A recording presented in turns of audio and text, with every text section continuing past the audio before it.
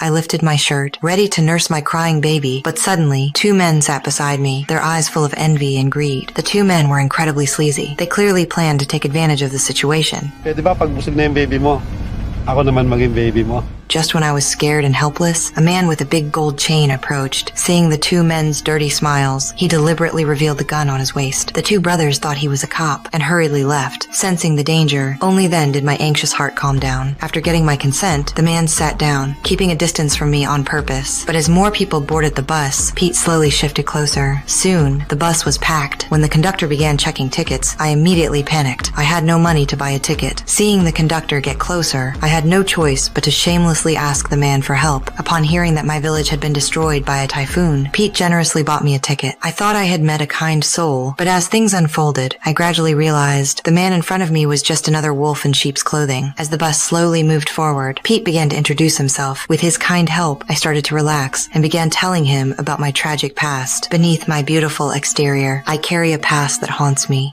Kasi sa lugar namin, sa tuwing nalalaman nila yung kwento namin, nuhusgahan agad nila kami.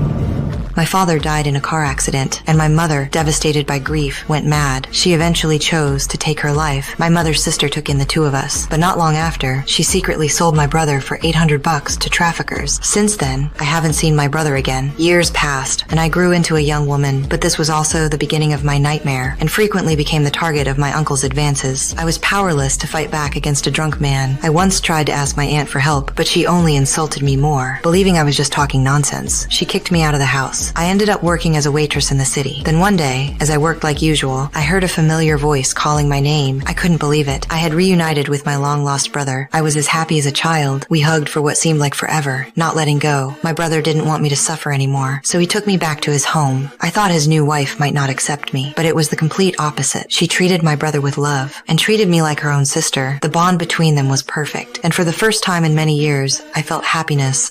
Ganda mo.